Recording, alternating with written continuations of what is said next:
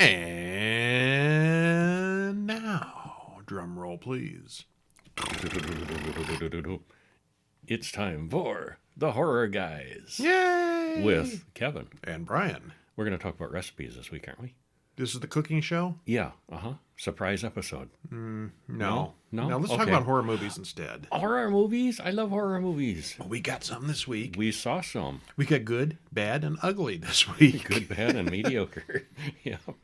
What do we got? We got the very new Late Night with the Devil. We finally watched that after hearing a lot of buzz about it. And we're going to look out The Secret Window, 2004, with a Johnny Depp. And we're going to sneak in a short film, Dysmorphia, going way back in time to 1957 with The Land Unknown. Ooh. Which has a really awesome poster. I love the poster on that one. I'd love to have that one on the wall. And then a kind of mediocre 2019 sci-fi horror, Being. Mediocre really doesn't begin to cover it. Okay, I'm being kind. Yeah, you are. I'm more kind about this than you are. Yeah. You usually are. Yeah. And then a couple bonus films. 1968, Castle of the Creeping Flesh, which is an awesome title. And A Bay of Blood from 1971, which is kind of first slasher film. It's often considered the first slasher film, yes. Yeah, and it kind of has that formula, and it's a little bit of a whodunit, too. We enjoyed that one quite a bit. Yeah. Yeah. And, of course, we're not going to talk about those last two, but you can read those two over at horrorbulletin.com. Or, of course, if you've signed up for our weekly email, you've already read them because they showed up in your email for free. Ooh. How cool is that? Very cool. Yeah, go to horrorbulletin.com, sign up for the once-a-week weekly newsletter, and you'll get all 6 or 7 of our reviews every week in your mailbox where you can read them wherever it's convenient for you. Absolutely free. Hey, is there something else that's free this week? Oh, there could be. As you've heard, we've also started publishing a new thing called hourlongpress.com, which every week there's a new free book. And we've done biographies of Vincent Price, Christopher Lee, Peter Lorre, Boris Karloff, all those old dead guys. Last week, Kevin did a non-horror one about the Pledge of Allegiance, which was kind of interesting. No, Star Spangled Banner. The Pledge of Allegiance is going to be coming, but no, this was a history of the song, The Star Spangled Banner. They're not the same thing? They're not the same thing, yeah. Pledge of Allegiance to the flag. Oh, wait, I never can remember those words. Well, the United States has only had a national anthem officially since 1931. So I kind of dug into the history a little bit of what was going on before then and how did the song come to be and things like that. It's a nice short little history book. Yeah. But this week, we've got Halloween. The movies. If you remember, we've talked about this one in the past. It used to be available exclusively on our website. It's not anymore. Now it's going to hourlongpress.com. Halloween, a guide to all 13 films. And it's about the timelines and the various back and forths and requels and Rob Zombies and the originals, and it makes it all crystal clear. If you've read any of the Horror Guys guides, this is right up those alleys. It's got the full synopsis, commentary, spoiler-free judgment zone of all 13 of the movies. Plus, it describes the timelines and the alternate universes and the parallel dimensions and all of that silly nonsense that goes with remakes, requels, and all that stuff. Mm-hmm. So, yeah, if you like Friday the 13th, Halloween. Should pick... Halloween. Oh, damn it. Having one of those weeks. Yes, you are. It's the Pledge of Allegiance and Friday the 13th. No, it's Halloween. Okay, yeah. Halloween. Michael Myers, Dr. Loomis, Haddonfield, Laurie Strode. So check that out for free and check out our other titles if you'd like. That would mean a lot to us as well. Yeah, those are available at hourlongpress.com. Our regular Horror Guys books, the Horror Guys Guide to Hammer Horror, Universal Horror, and all those, are available at horrorguysbooks.com. We got to simplify these. There's just too many. And, of course, the Halloween book is free from today until Tuesday. I don't know. When is that? At hourlongpress.com. End of April-ish, isn't it? I don't know the date. We're getting close. Yeah. So yeah, hourlongbooks.com. And while you're there, sign up for the other weekly mailing list, hourlongbooks.com's mailing list, where you'll be notified every Friday morning about that week's free book. Because who doesn't like free? I like free. I like free. I like free a lot. Yeah, so far this is our 9th one, I think. So 9 straight weeks of books with several more on the way for sure. Uh-huh. We'll see how it goes. Are we going to be able to keep up with one a week? Yes, we will. What do you got for next week for us? Oh, I'm you're working on you're it. looking dumbfounded. I'm looking down at my keyboard. Yes, we've got something for you next week. We will. But this week, we've got Late Night with the Devil, directed and written by Cameron Cairns and Colin Cairns, stars David Dastmalchian, Laura Gordon, Ian Bliss, and Faisal Bazi. Hour and 33 minutes. Trailer in the show notes. This has been getting a lot of press on Facebook groups. Mm-hmm. They put a lot of buzz into advertising it. Yeah, spoiler free. Spoiler free? Well, they did an excellent job of taking us back to the 1970s with a retro look and feel of a late night talk show variety show. We paused it halfway through for the bathroom break, and we both commented, yeah, they got that 70s show right. They got that down. Yeah, they did, yeah. We remember those. We're old. Well, there's quite a long introduction narrating a fictional history of the Jack Delroy and his Night Owls show. And it was a competitor to Johnny Carson's late night show.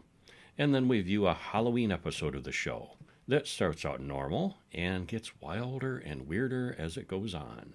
And we thought the ending was a little bit weaker than the rest of it. We still liked it a lot. Yeah. Yeah. If you've seen the trailer, you kind of know where it's going. So we're not going to spoil it to death because it is a new one. We're going to get to the good part and then stop talking about it. Just a taste. But if you've seen the trailer, yeah, that's it. Yeah. There's not huge surprises.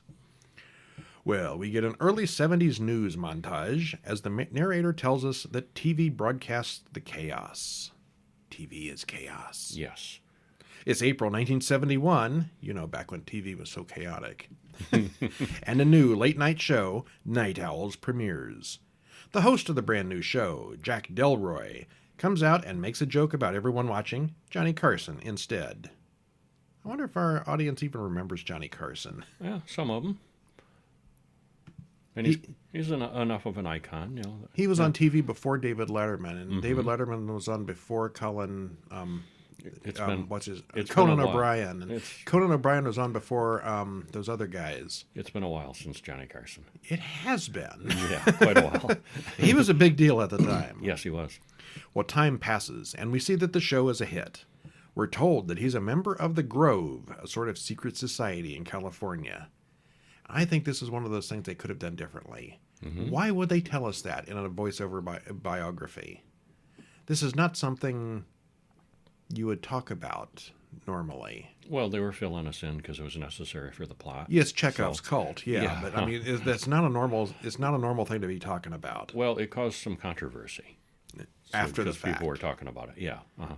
Okay, well, anyway, Jack wants to beat out Carson as the main late-night show, but he just can't do it.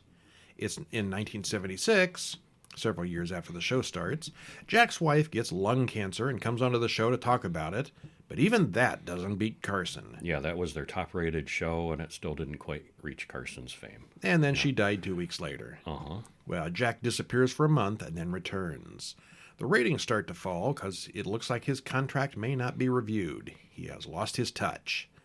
It's now Halloween night in 1977, and more importantly, it's Sweeps Week. We're told that it was the live TV event that shocked the nation. Credits roll. Certainly would have. Yeah, it would. Yeah.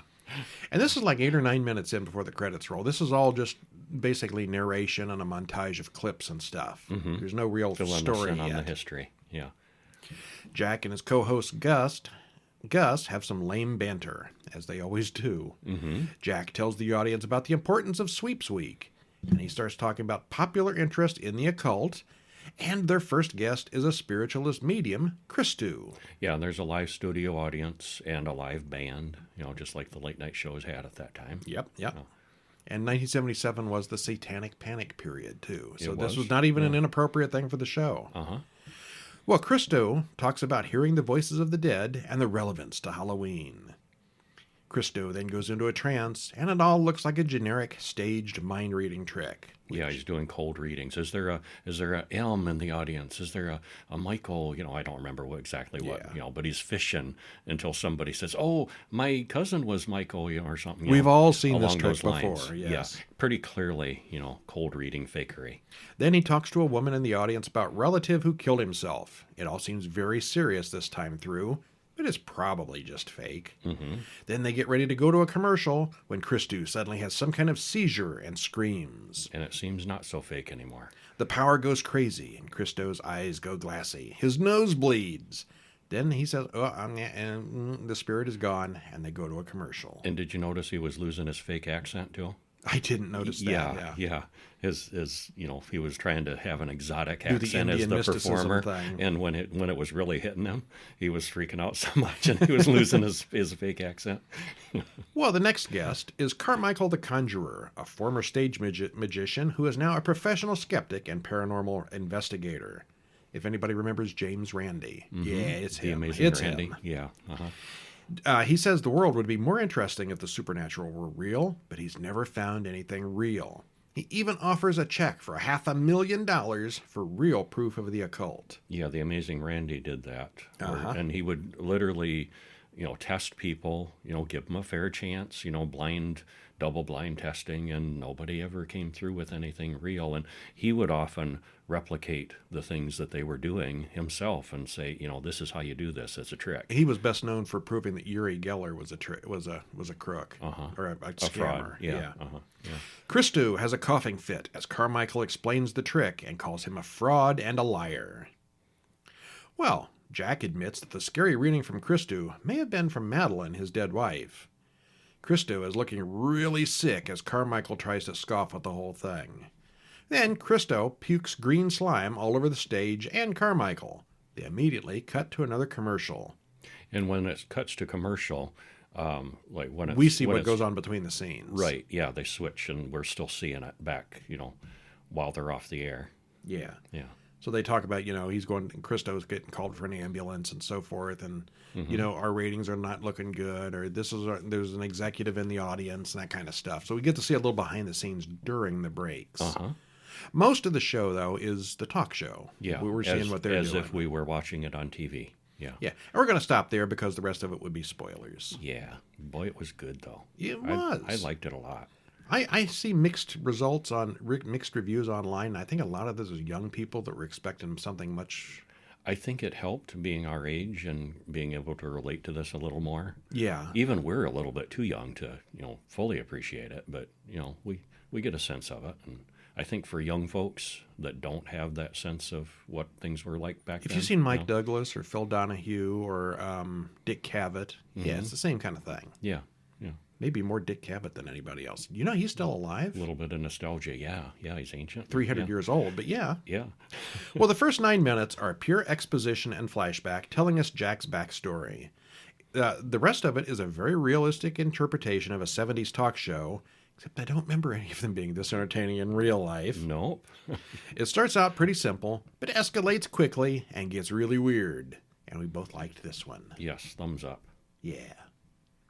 Oh, probably the best thing this week that we're going to talk about. Yeah. Okay, I'm not even going to probably. It is. Mm-hmm. Yeah, yeah.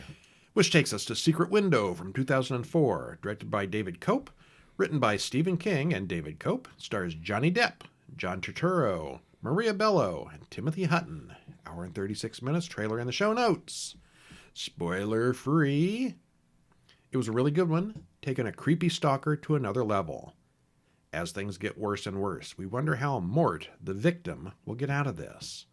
Can he satisfy the stalker and turn things around to free himself? You gotta watch to find out. So we got Johnny Depp and a stalker. Yeah. Yeah.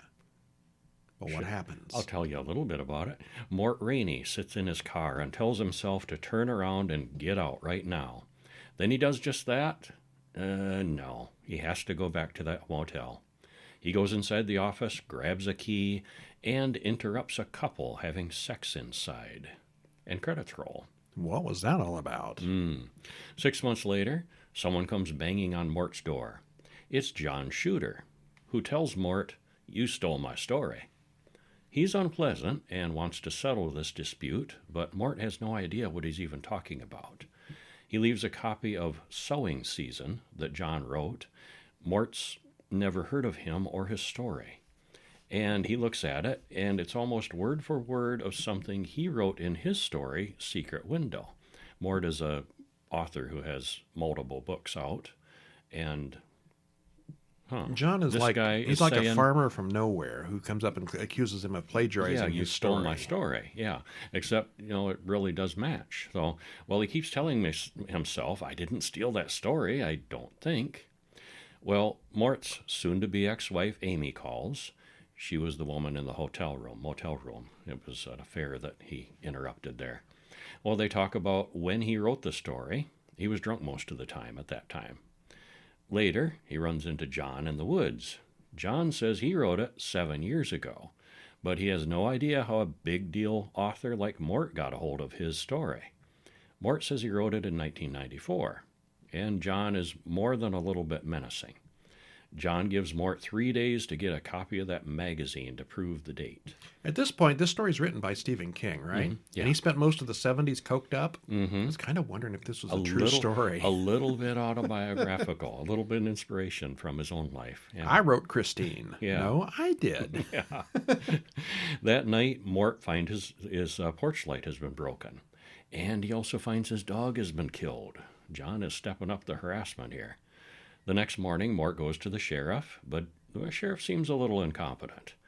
Next, he goes to his private investigator friend, Ken, and Ken asks, did Mort really steal the story? Which Mort again denies.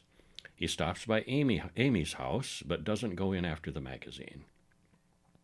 When he returns to his cabin, he finds Ken there waiting for him. He's checked the place out. It's all safe. Ken promises to check into John first thing in the morning. And we see that Mort is more than a little paranoid now, and he smashes his bathroom in panic. He thinks he sees, shadows there and gets carried away. Well, he soon finds John outside, and he knows all about what Mort's been up to, been following him. John doesn't really like the way Mort messed up the ending he wrote. John threatens to find and hurt Amy if Mort doesn't make things right. Probably a good stopping point. We should, because this is a movie that kind of slips under the radar, despite it being 2004, 20 years old now. It's a little bit unknown, a little bit. I don't want to spoil it. I had never seen it before. Yeah. I don't think I'd even heard of it before. I just came across it by accident years ago, and yeah. Well, the conflict here was over whether Mort's story appeared in a specific issue of a magazine. Couldn't they have just looked it up online? This was in 2004, after all. Granted, the story wouldn't have necessarily been available online, but surely some hobbyist had a list of the stories and dates. It wasn't available, apparently. I'll bet if you wanted to know what was in the April 10th, 1962 issue of Popular Mechanics, you could probably look it up. 20 years ago? 70 years ago. Oh, yeah, maybe. Well, I don't know. Maybe. I don't know. The databases weren't out there like they are now. Still, the original story was written in 1995, so maybe that explains it. Although I don't think they ever mentioned what year it was. Yeah. You can't say this next sentence. Yeah. Overall, we liked it. Overall, we liked it a lot. It was good. Yes. We're gonna leave it at that. If you're a Johnny Depp fan, he plays Johnny Depp in this. He does. Yep. Author Johnny Depp this time. Author version, but yeah, he's good, and the movie's good. A good story. Yeah, I liked it. Time for a short film. Are you looking good today? Oh, I am. Are you sure you don't have dysmorphia? Oh, I'm not so sure. Careful what you see in the mirror. Yeah. Dysmorphia from 2024, written and directed by Amy Geist, stars Britt McRae, Jordan Knapp, Laura Domerick, and Blair Lindsley. 12 and a half-ish minutes. And worth it. And it is available on YouTube. Just pop right over there with the show notes and watch the thing. What happens? Isabella records a YouTube video where she talks about her miraculous cancer recovery. It's not really YouTube. I just couldn't figure out what site that was. It's one of the ones where you see things and you donate money. Mm-hmm. Like OnlyFans, but not for sex. Right. Can you do that with Twitch? GoFundMe? I don't really do Twitch. It was a generic thing. They didn't have a brand because they didn't want to associate. But the same some kind of made up funding site, GoFundMe kind of thing. Yeah. And she's got this, tearful message, and we see that she has many donors who have paid for her treatment. She thanks them profusely and then logs off. And then she removes her scarf and lets down her long, perfectly healthy hair. She was faking cancer for the donations. That ain't right. In reality, she plans to use the money from her donors to pay for various plastic surgeries. Except then she starts hearing things. And we see some oddness in the mirrors. So what happens when you lie on the internet? Bad things. Dysmorphia happens. Well, who says motherly advice has to be good advice? The bit with the marker at the end is really good. It's all good. It looks good, it's well-paced, and has a fun concept. There's a creature involved, and we've seen these kinds of creature effects before, but it is really effective here. Mm-hmm. Well done. The black thing with glowing eyes. Would recommend. Yeah, it's a good one. Mm-hmm. And it's only 12 minutes, so hey, why not? And it's free. It is. Also, you could watch The Land Unknown from 1957, directed by Virgil Vogel, written by Laszlo Goreg, William N. Robson, and Charles Palmer. Stars Jock Mahoney. Well, there's a leading man name for you. Sure is. I will be Jock Mahoney. Jock Mahoney. Shirley Patterson, William Reynolds, and Harry Brandon, hour and 18 minutes. And I don't remember where we saw this. I'll bet it's available in full on YouTube. I think that's where we saw it, yeah. Yeah, it's old. Mm-hmm. Spoiler free? Spoiler Shall I tell free. them? Go for it. It's a small group of sweaty survivors struggling in a tropical zone in Antarctica, which is inhabited by dinosaurs that never went extinct. One has to take the age of it into account. It was 1957, and when one does, it's surprisingly entertaining because, it's 1957 level special effects. Remember, that's like 68 years ago. Yeah, So, they weren't nearly as advanced then, Even the dinosaurs were primitive. Lots of models and so forth, yeah. Well, the story, acting, direction, and effects are all decent enough, and overall we enjoyed it. So if you're into, old retro dinosaur, adventure kind of movies, check this one out. It's a good one. This one is often considered the very last of the Universal monster movies. Oh, really? Yeah, in Okay. the late 50s, everything is going atomic, and Mm-hmm. why this one qualifies on that side instead of this side, I don't know, Yeah. but it is. Mm-hmm. We open in a military briefing about a mission to Antarctica, and we're told about Admiral Byrd. They've found warm water and animal bones there, which they weren't expecting. And I don't know if that's even true. It might be. I don't think it is. No. I don't think so. No, they fictionalized that. No. Captain Burnham welcomes journalist Margaret Hathaway, and he warns her about being alone with 800 men on the South Pole. She seems smart, capable, and used to dealing with misogyny. He introduces her to Commander Alan Roberts and Lieutenant Jack Carman. Which, in that era and, being in a field dominated by men and, a specialist like that. Make us some coffee. Like he said, being alone with 800 men, and she's not putting up with the, go make me some coffee, she's, I am a scientist, I am here to work, I'm your equal. I thought she was very good at playing that role. Considering the time period, yeah. Yeah. Well, she's going along to document their exploration, and he shows us footage of what appears to be actual Antarctica footage. Not long after, everyone boards big ships and heads south. On the boat, Alan and Margaret flirt awkwardly. Well, so much for that whole feminist thing.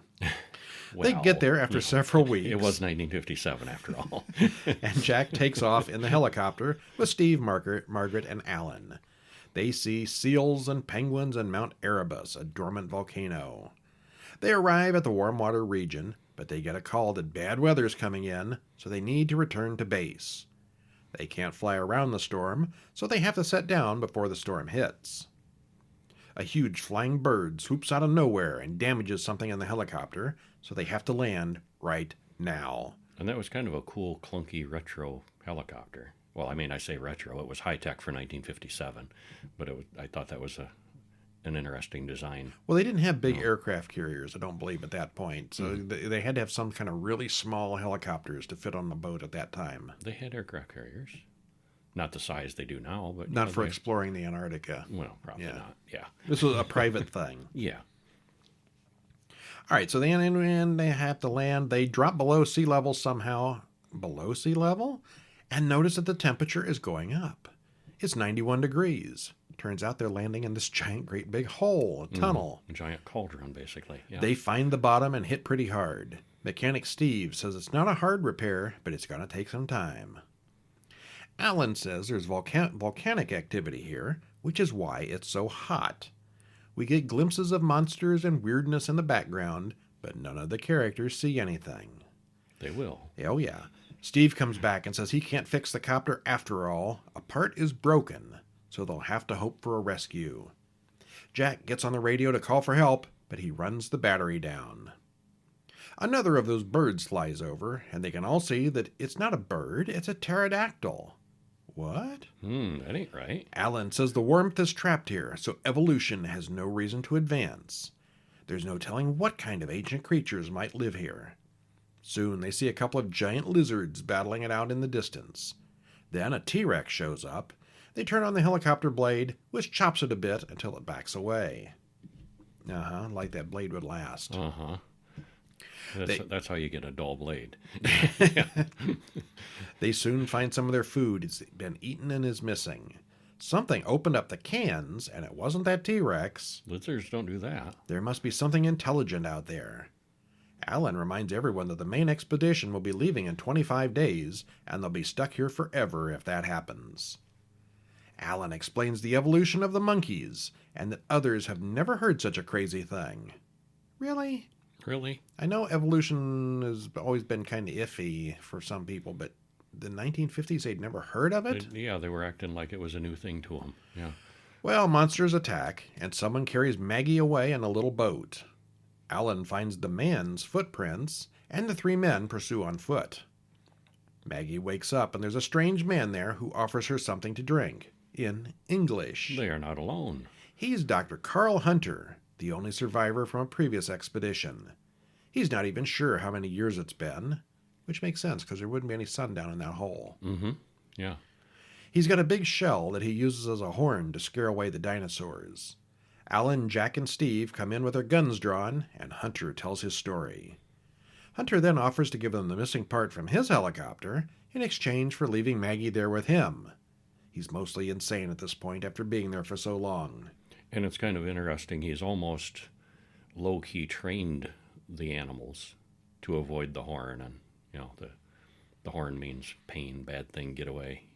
Yep. Yeah, I thought that was kind of cool. Maggie's then grabbed by a creature with tentacles, and Hunter saves her this time. She thinks the guys should take Hunter's deal and leave her there. She steals the boat and heads to Hunter's cave. A sea monster intercepts her little boat, but Hunter is there with some huge torches and a horn that he has conditioned the animals to avoid.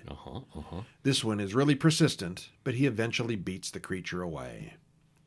Steve follows them, and the two men fight. Steve then tortures Hunter for the location of the copter parts, but Alan charges in and stops him. Hunter gives them a map to the wreck. All he really wants is to be left alone. The guys get the missing replacement part and fix the helicopter. Another dinosaur knocks out Maggie, and Hunter could keep her in her cave, but he decides to do the right thing and carries her to the waiting copter. The T-Rex shows up again, and the three men take off in the helicopter before it gets them. And at this point, I'm wondering, why didn't they just take the fourth guy with them? They had room. Mm-hmm. Well, they lower a winch to get Maggie, and Hunter helps her into it. Hunter rows off into the fog alone, and we see the water dinosaur from before following him.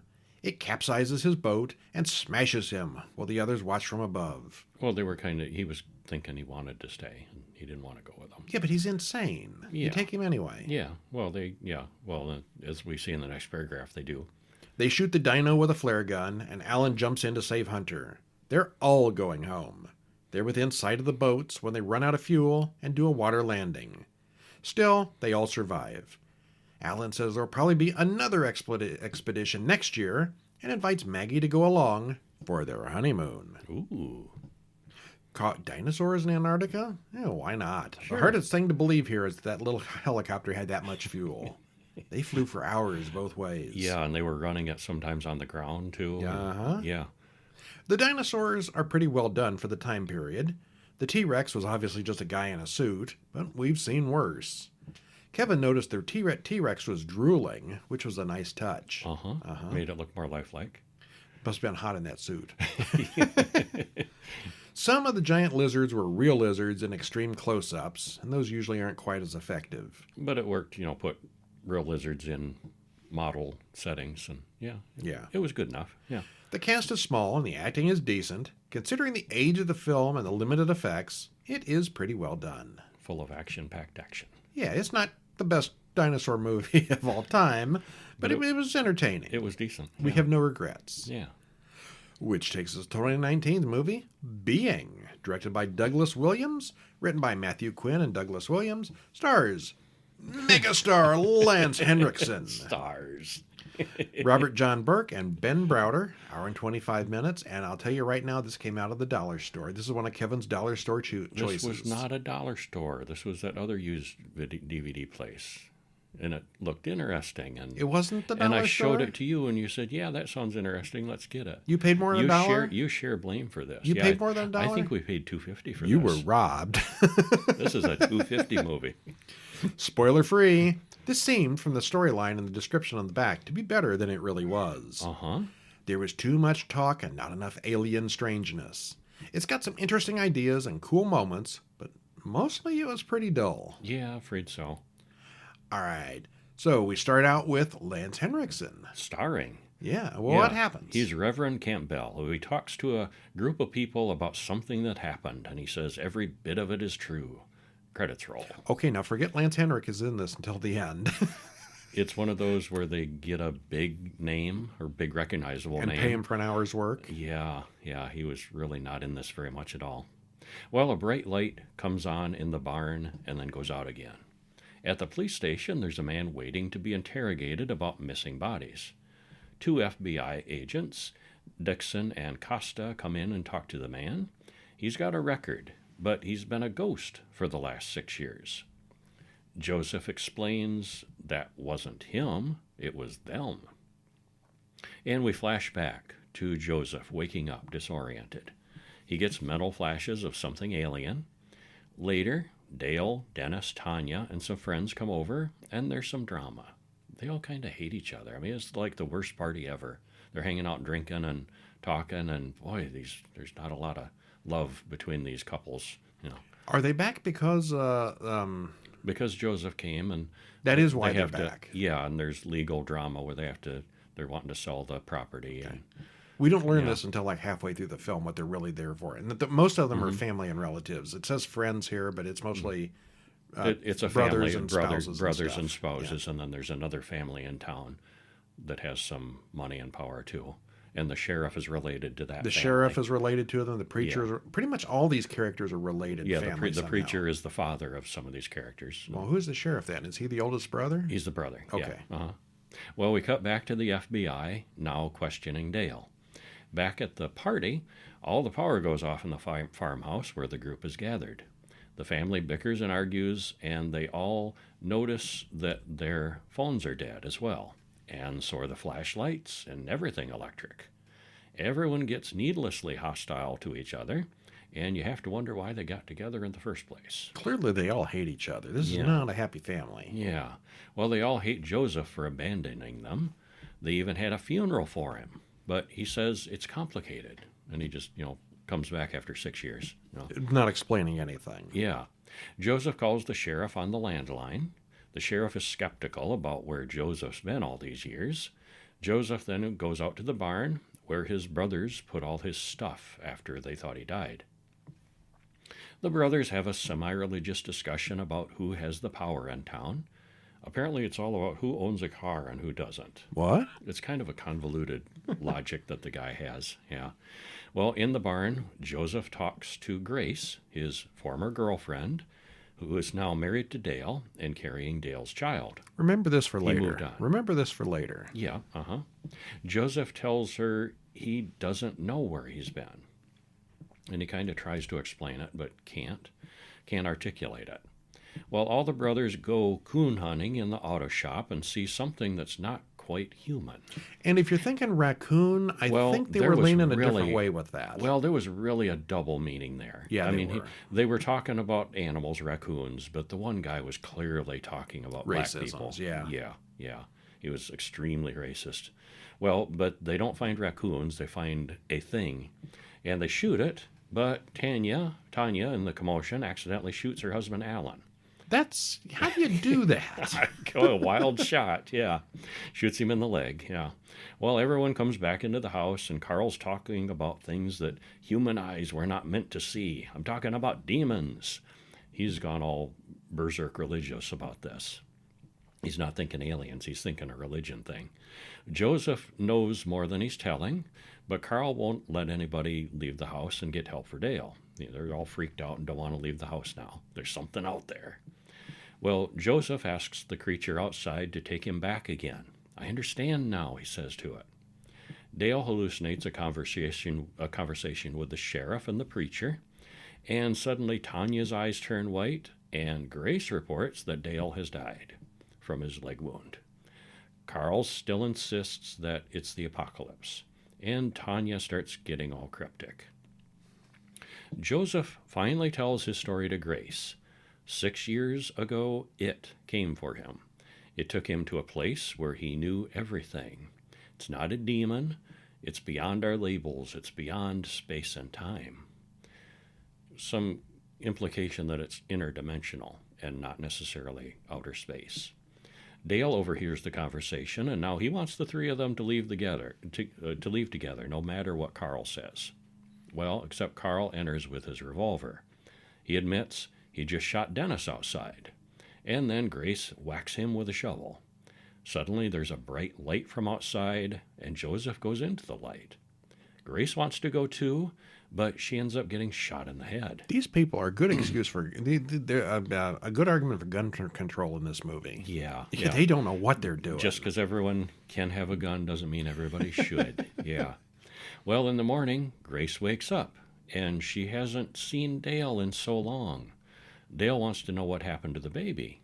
What baby? And where's Carl? You see, Grace was married to Dale and was carrying his baby. Now she's not married to Dale, doesn't remember Dale, pregnant. And she's not pregnant. Yeah. They all figure out that Grace doesn't remember anything about having a relationship with Dale at all. She's been reset to back when she was with Joseph 6 years ago. And Joseph says that's what it does. It doles out mercy. Unless you're Dale. Yeah, poor Dale. Its ways are not our ways, he says. Well, back in the FBI room, the agents are not impressed with the story.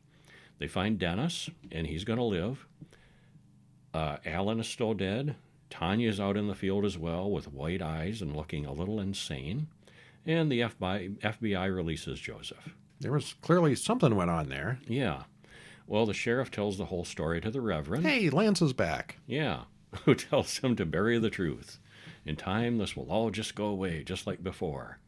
And it turns out the FBI guys have seen this before, and they also want to contain it. Ah, the FBI's in on it. Who knew? Yeah. And then we do see Joseph and Grace together at the end, and Dale looking sad out from the road. He's lost his wife and his kid, and nobody even remembers it. Yeah, that was kind of cruel to him. He remembers it. Yeah, he didn't do anything wrong. He remembers it. I mean, if the alien, Joseph talking about, they give mercy, they would have wiped out Dale's memory too. But they didn't. He knows. That was mean. Yeah, and Dale wasn't even a bad guy. He didn't do anything wrong. Yeah, he was okay. He's kind of dumb through most of the movie, but he wasn't bad. Benign, yeah. Well, Lance Henriksen, the top-billed star, gets less than 2 minutes of screen time. He has a little speech in the before credits, and he nods his head a few times there at the end. It's extremely talky and slow. Too much, yeah. Everyone in this family seems to hate each other, and all they do is fight. Carl is a religious nut who insists that he doesn't believe anything. I don't believe nothing. It's demons. Yeah. And then he goes back and forth 6 times. Dale just goes along with everything Carl says through most of the film. Dennis is a wimp who won't stand up to anyone, and all of them hate Joseph equally. They do seem to. From the conversations and philosophy, it seems vaguely religious, but not really, not exactly.